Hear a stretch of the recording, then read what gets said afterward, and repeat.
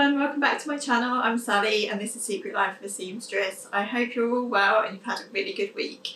So for this week's video I'm going to be answering all of the questions that I've had for my kind of Q&A Ask Me Anything video. I know this video is going to be a little bit different, but as I said, I've really enjoyed watching other people's Ask Me Anything videos. I think they're really fun and it's a good way to get to know the person behind the video, so to speak. Thank you so much to everyone who did ask a question. I've had questions via Instagram and also YouTube, and there are quite a few, so I'm going to try not to waffle on too much, and I've kind of grouped together similar questions so that I can answer them all together. So I hope it will go okay. So before I get started answering all your questions, I would just let you know what I'm wearing. So today it's absolutely freezing. It's been like -14 or something in the nights here recently, so it's been really cold and I wanted something cosy to wear, so I put on my petite knit chunky edition cardigan. And I've shown this cardigan in a recent makes video, and I also have a full blog post about this cardigan, so if you are interested to read more about how I knit this, I'll link it down below. It was my first cardigan knitting around and knit top down, so it was a bit of a learning experience, but I'm really proud of it and it's actually really cosy to wear, so it's lovely to wear on a chilly day like this today. It's really funny, I was excited to film this video and get all the questions and think about answering them, but then when it came to filming this video I suddenly went all a little bit shy and didn't quite know what to say. So I hope I'll answer your questions properly and that you'll enjoy this video. So anyway, on with the questions. So I had quite a few questions asking about my sewing journey and how I got started sewing and things like that. So I've kind of tried to group things together just so that I'm not repeating myself too much. So the first few questions were all about my sewing journey. So I'll just read those out and then I'll try and answer them all as one. So Phaedra Potter 1 says, "Hello Sally, hope you're well. I was wondering how long you've been sewing and what made you start sewing your own clothes. Thank you."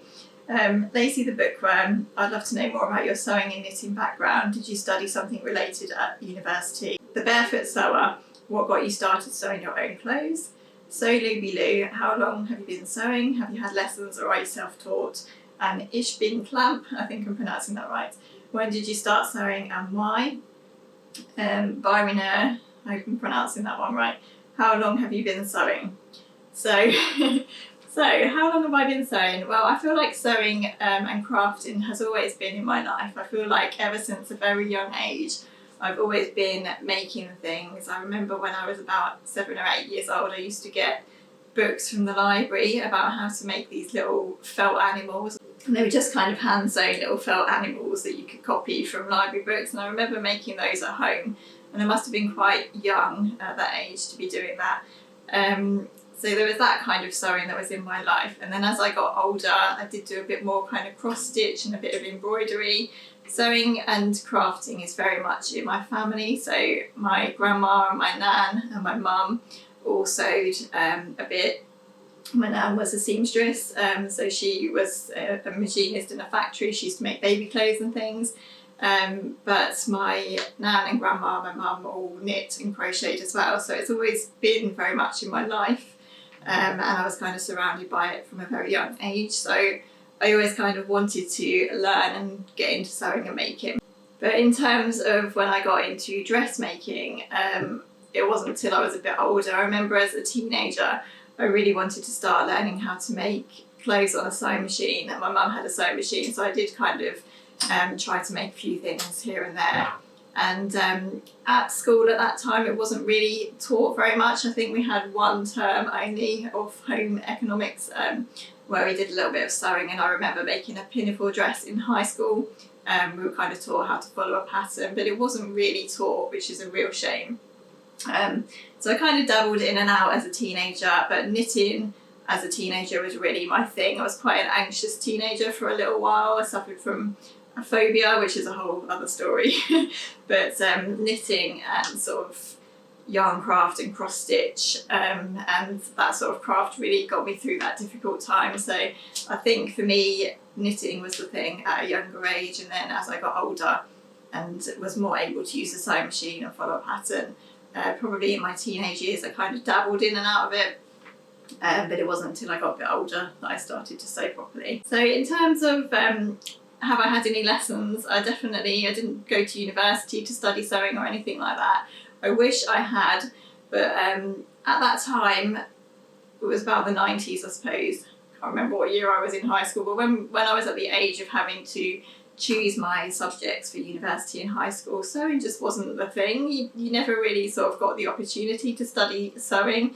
It was art maybe and fashion design, but that wasn't really quite what I wanted to do. It never really occurred to me to study anything like that at university, which is quite a shame really, because I wish now that I had done something like that, because it's definitely my passion and it is what I should have followed when it came to studying at university. But as I say, it just wasn't really the done thing. It wasn't encouraged at that time.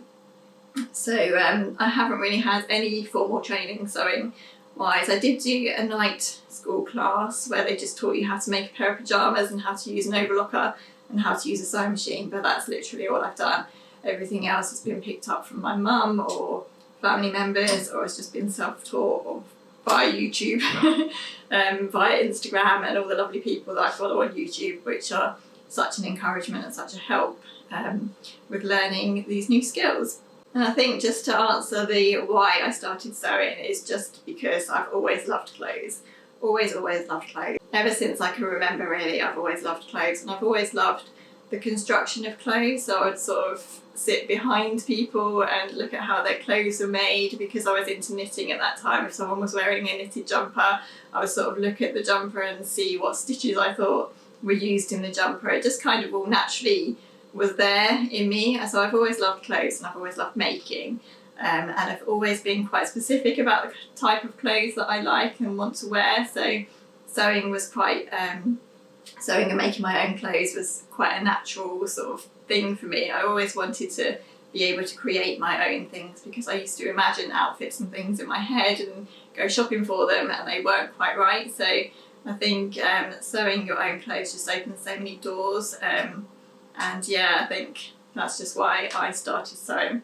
I also love fabric as well. I always have loved fabric, and I've always loved print, so they all just sort of go hand in hand really, and that's why I followed my sewing dream. Next question, Blue Thistles asks, how did you get into sewing and how do you make time as a mum? So I'll just answer the how I make time as a mum thing. So I would say that in terms of dressmaking sewing, I never really sort of made time for that until my children were older. So my children now are 11 and 8, so they're both well into school, and they're sort of at the age where they'll entertain themselves, and they don't always need me to be around. So if I'm not working on my Etsy shop in the day and I have some spare time, then I'll do some dressmaking in the day. Sometimes I'll do it in the evening, but not very often. I'm not a very good evening sewer actually. I'll get very tired in the evenings and I don't often feel like getting all the machines out and everything. So and at the moment on the weekends as well I'll do some sewing. But I am sort of at the stage now where my children are able to occupy themselves and they don't always mind too much if I do get the machines out and they're around, and sometimes my daughter will come and do something at the table while I'm sewing. She's quite into crafting and being creative as well. So it's kind of a really good opportunity for us both to be sitting at the table, and she'll do some craft and I'll do my sewing. And I've struggled a lot with the guilt of doing that. I always feel guilty if I get the machines out and just sew for myself. I feel okay if I'm doing it for work, but if I just get the machines out and sew for myself, it's taken me a long while to get over the guilt of that. But I think now I'm kind of at the stage where I think, you know, it's not a bad thing if they see me sewing and crafting. It's probably a good thing, because that's what made me get into sewing, seeing my parents and my mum and my nan and grandma doing all these things. It's not necessarily something that we should hide from our children or try and do when they're not around. I think it's good for them to see us doing those things. But it has taken me quite a long while to get over the guilt of feeling like I shouldn't be doing something for myself, if that makes sense. I'm sure you'll understand if you're a mum as well. Sewing Bunny and Poplin Peony both ask, what is your favourite snack to eat while sewing? And I think for me it's definitely biscuits. I do love biscuits. My favourite biscuits are the chocolate chip cookies that you can get from M&S. I don't know if anyone else has had those, but they are amazing. And every time we go to M&S, we've got a food hall quite nearby us, and often we'll pop to get something from it if we've run out of something or whatever, and we'll always come back with like a stash of these Marks and Spencer's chocolate chip cookies because they're so nice. But I also love just a plain digestive. I don't think there are any biscuits that I don't like actually, so definitely biscuits for me, tea and biscuits. Kirsty's Me Makes asked, how long have you been sewing and how did you get started with your Etsy shop? So I've answered the how long have I been sewing question. How I got started with my Etsy shop, I've had my Etsy shop for quite a while now. Well, I've had my business for quite a while now. I started it while I was still working full time before I had my children, so a good 12 years ago now I started Poppy and Primrose, and it was just my own website at that time, and I was sewing homeware, so I was sewing sort of tea cozies, peg bags, carrier bag holders and things like that in the sort of kitsch sort of pink pastel-y florals that were all the big thing about 10 years ago, the sort of Cat Kids Denise style stuff. So I kind of had that as a little side business while I was still working full time, but it wasn't anything big. I just used to get the few orders here and there, and I used to do them in the evenings and just get a little bit of extra money that way. And then when I left work and had my children, it kind of all got forgotten about for a few years. And then when my son was about 2 or 3, I made him a patchwork quilt.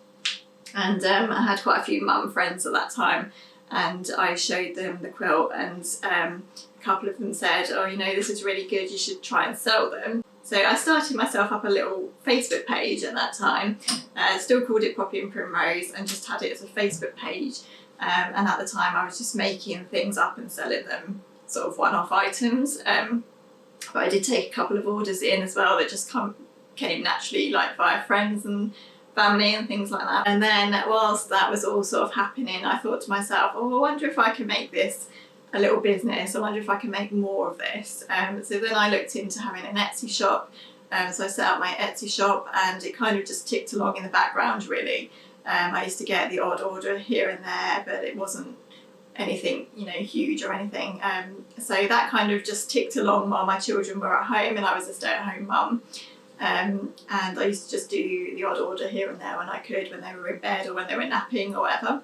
Just gave me a little bit of extra money. And then when my children started school, I decided that I really wanted to make more of my Etsy shop. I wanted to have it as a little job. I wasn't going to go back to work full time because I really wanted to be around for the children. So I really looked into having an Etsy shop as a business. I learned how to set it all up, and I learned how to I learned about SEOs and Google searches. So much to learn. I would say having your own craft business is much, much more than just making things and selling it and selling them. So I've had to learn about photography, I've had to learn about SEOs, I've had to learn about how to title things properly, how to price things properly so that I'm actually getting paid for my time as well as my materials and everything else. It is a big, big learning curve, but it's definitely doable, and I absolutely love having it. And really it's like a little dream come true really. I always wanted to sort of leave work and have my own sewing business, and now I'm actually doing it, which is brilliant. So yeah, so that's how I got started with the Etsy shop, and it's still going strong at the moment.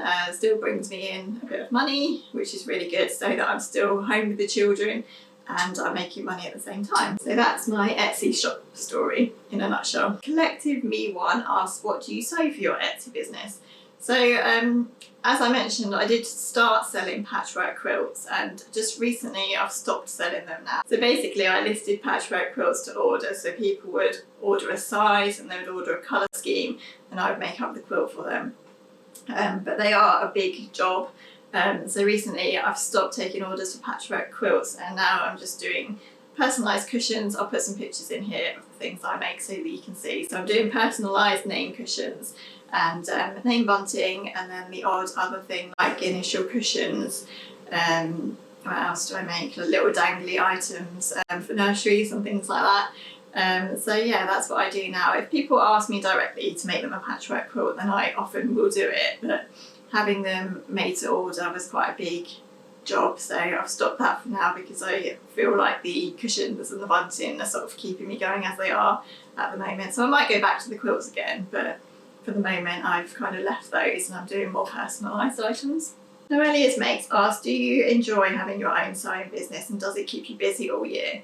So I do really enjoy having my Etsy business, but I think there's definitely something to say about having your hobby as your work spoiling your love for the thing that you have as your hobby, or words to that effect, you know what I mean? Because sometimes I feel like I'm sewing all the time.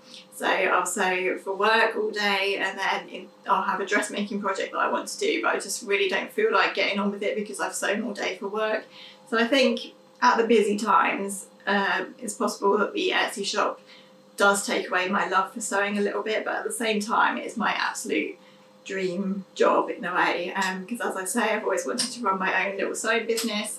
It's taken a long while to get here because it's been such a long learning curve, and I'd say that only after, I'd say for the last 5 years I've really been focusing on it a lot, since my daughter started school probably.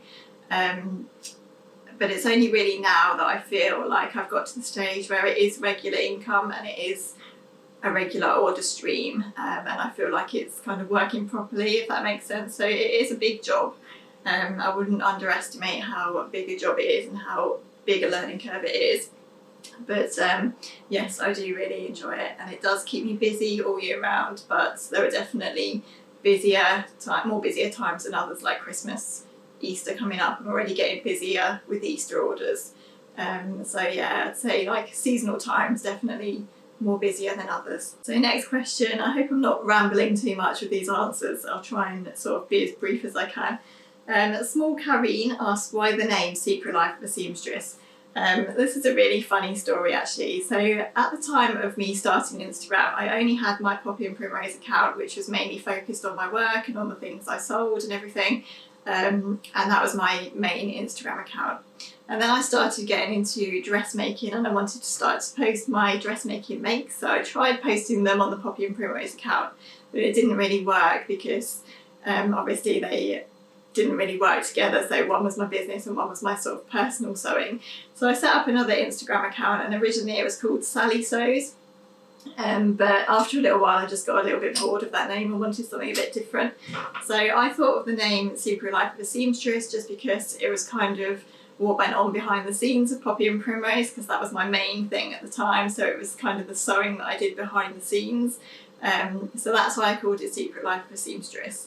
But since then it's been really funny. A couple of people have said to me, like my granddad and my brother, family people, have said to me, oh, you can't call it Secret Life of a Seamstress, that sounds really rude and underhand.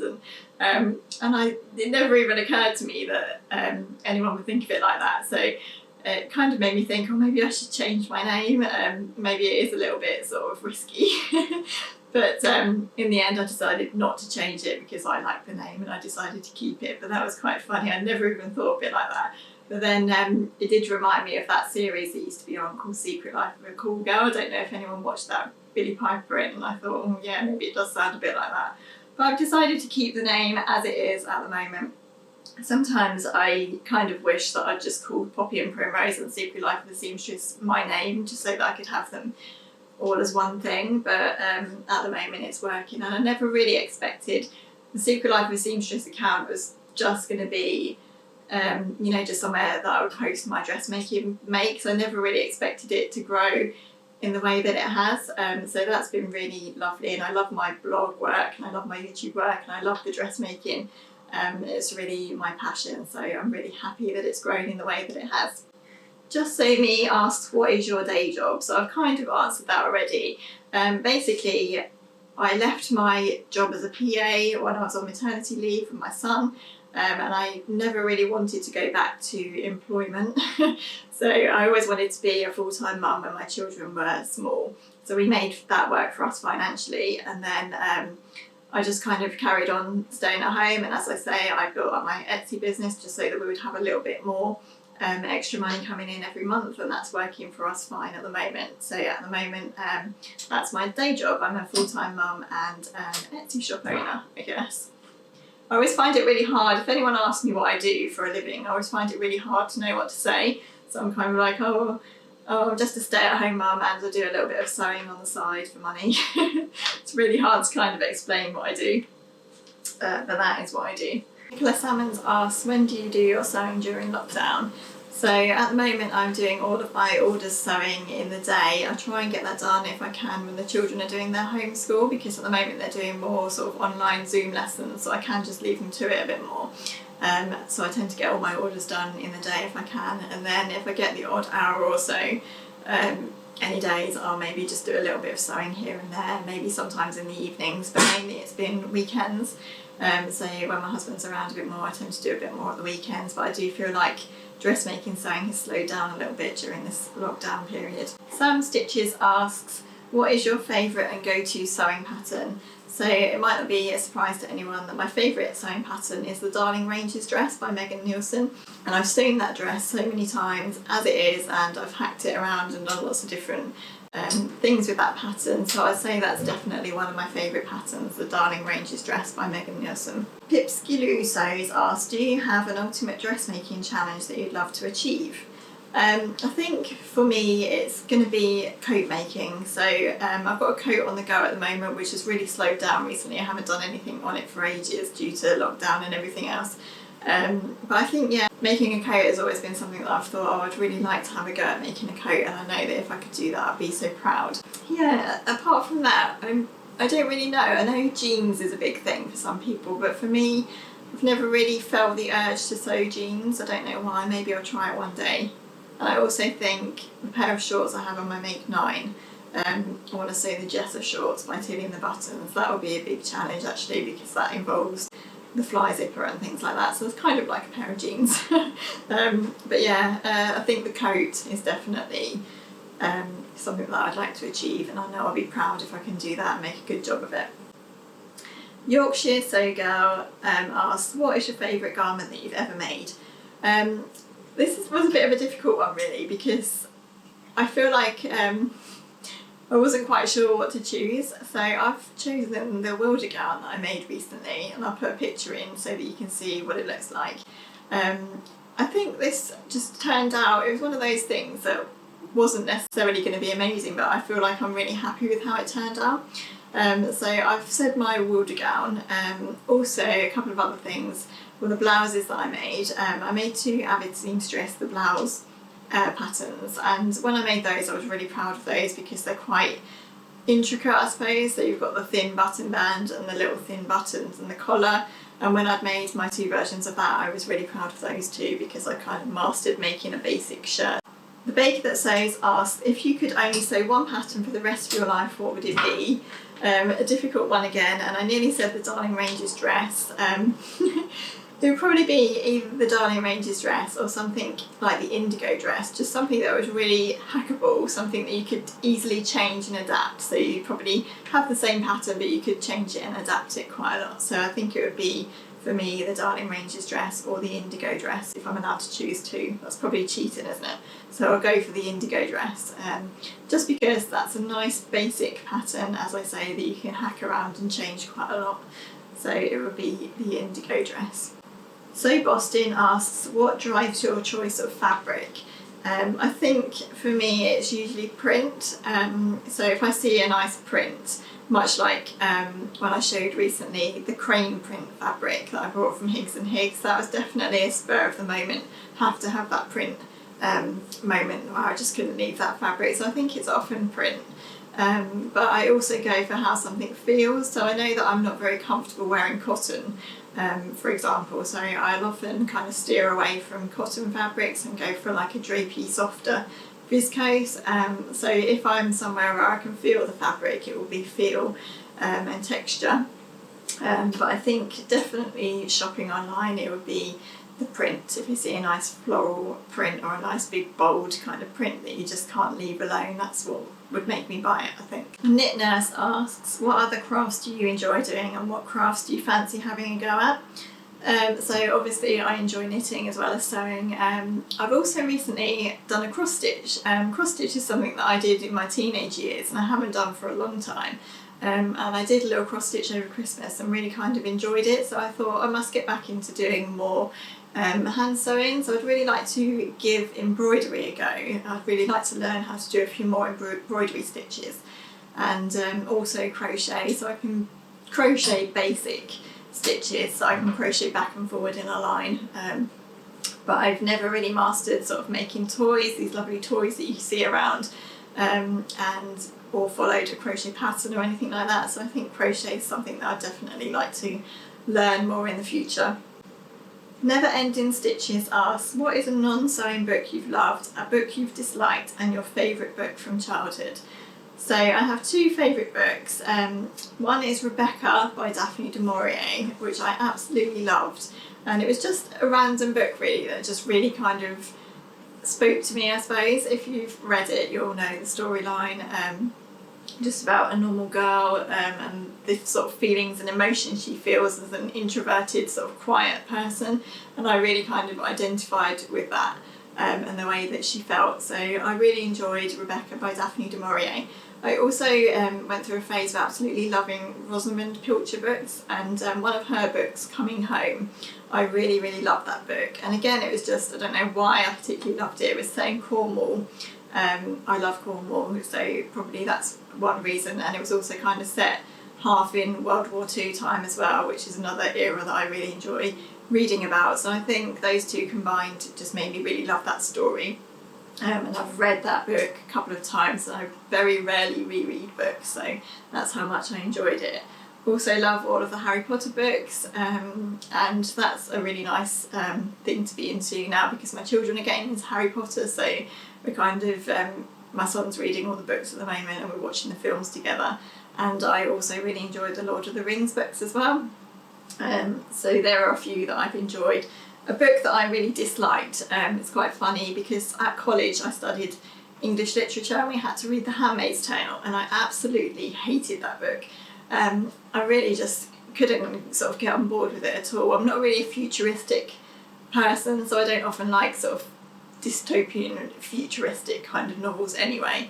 But yeah, I absolutely hated that book, which is weird now because I've since kind of got back into The Handmaid's Tale and I've watched the series and everything, and I really enjoyed the series, and I'm thinking about rereading the book again and reading Margaret Atwood's newer book, The Testaments I think it's called, just to see how I get on with it. But yeah, that's a book that I really hated in childhood.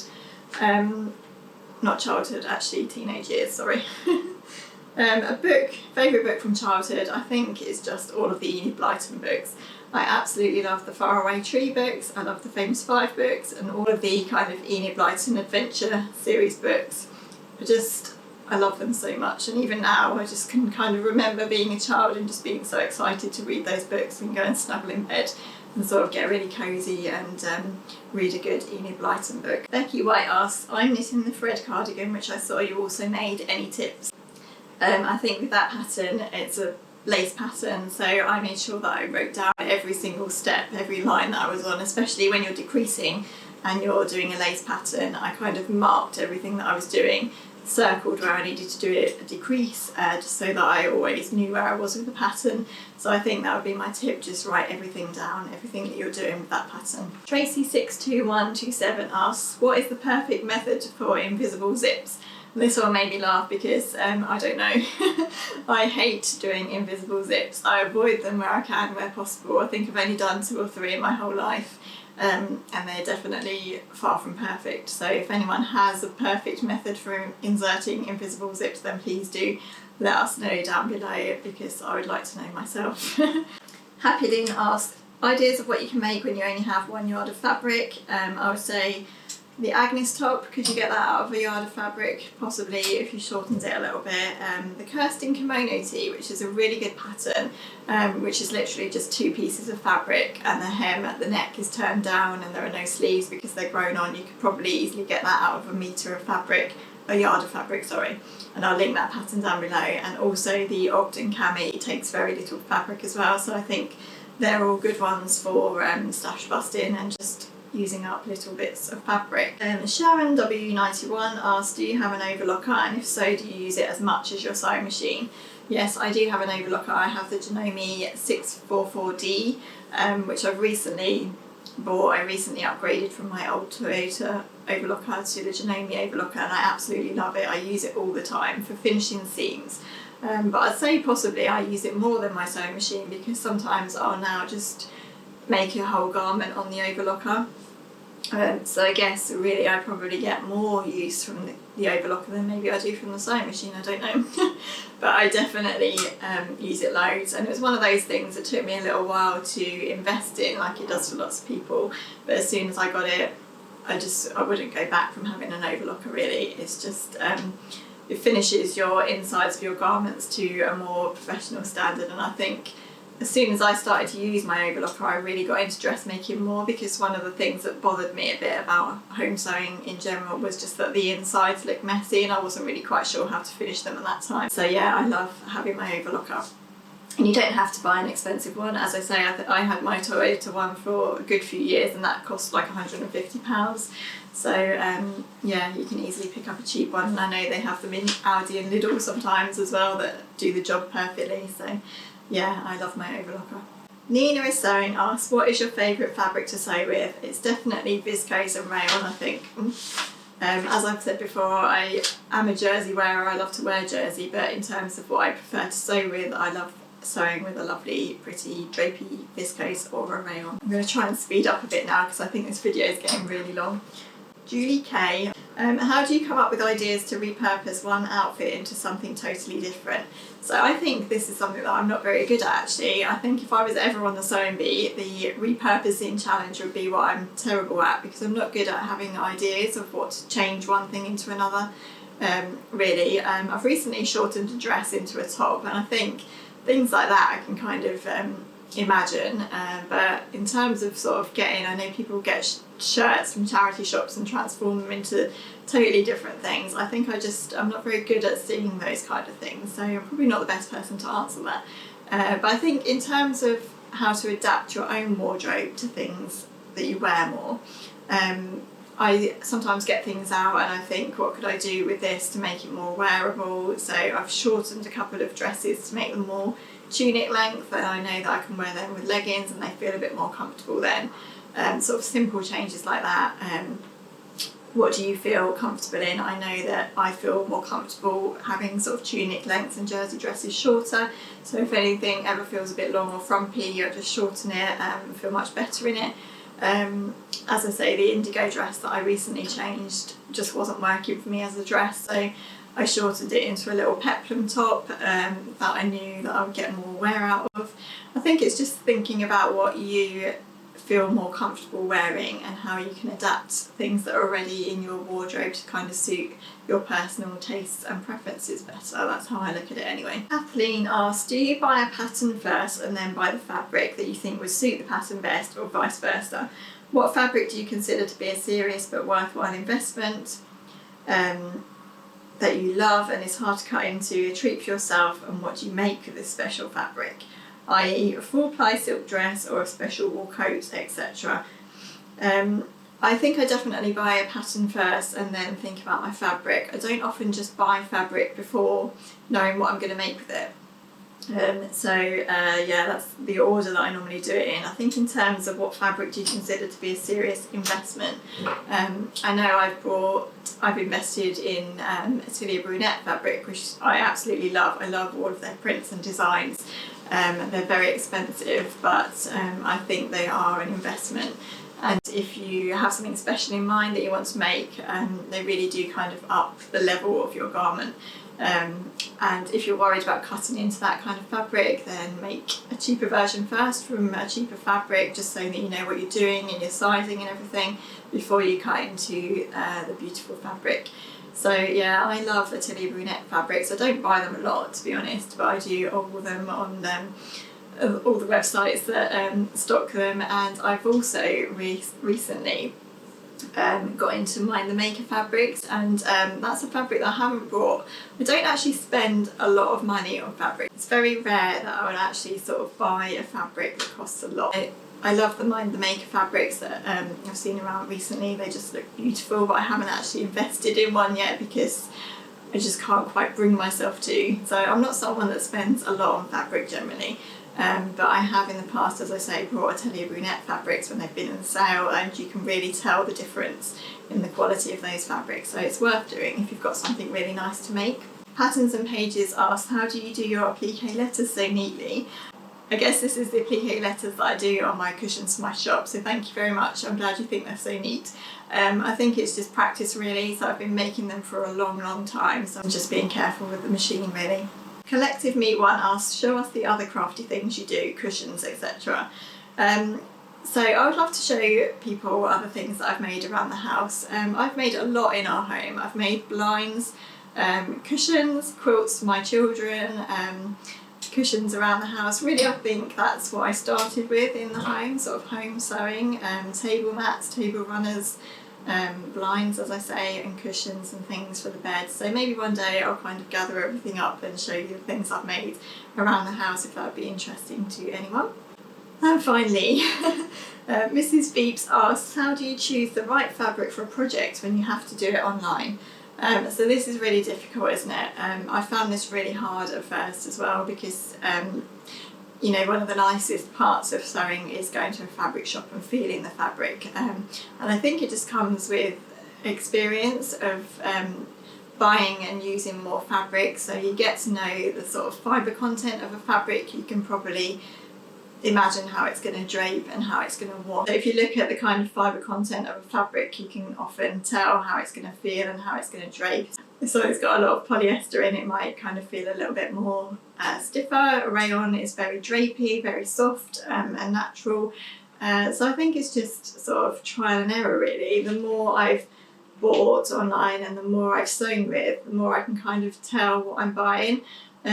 So I think, yeah, it's just trial and error. A lot of fabric companies will provide swatches of fabric, so you can often, I know Minerva do it, you can buy a swatch of a fabric for like £1 or something, and they'll just send you a little bit of the fabric so you can feel it and see if you think it will suit your project. And that's a good idea if you're really worried about the type of content. But obviously your pattern will often give you examples of fabrics to use, so I think definitely go by the back of your pattern envelope just to see what types of fabric your pattern recommends. Always email the fabric shops as well. Everyone's very helpful. I found in the past that if you've got any questions, you can just email the shop. They'll often sort of give you advice on whether a particular fabric will work with a pattern. But yeah, I do think it's kind of trial and error. The hardest thing I found buying online is actually matching things, matching colours of thread and matching say sweatshirt cuffing and things like that, because colours often don't show up as they are in a photograph. So that's what I've mainly found difficult in buying online. But yeah, I think it's just trial and error really, and speaking to the fabric shops and getting swatches where you can.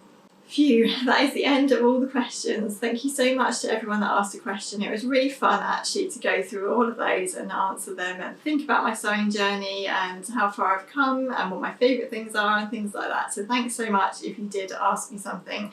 I really appreciate it. And thank you if you've watched to the end of this video. I hope it wasn't too waffly and I hope you enjoyed it. Do subscribe to my channel if you haven't already, and I'd love you to like this video if you've enjoyed it. Leave me a comment below, just let me know a little bit about your own sewing journey, what you're up to. It's half term for us next week, so I'm not quite sure what's going to happen. Obviously we can't do a lot being half term and still in lockdown, but it will be a little bit different that we won't have the homeschool to do. So that's something nice. So do enjoy the rest of your week, whatever you're up to, and I'll see you soon. Bye.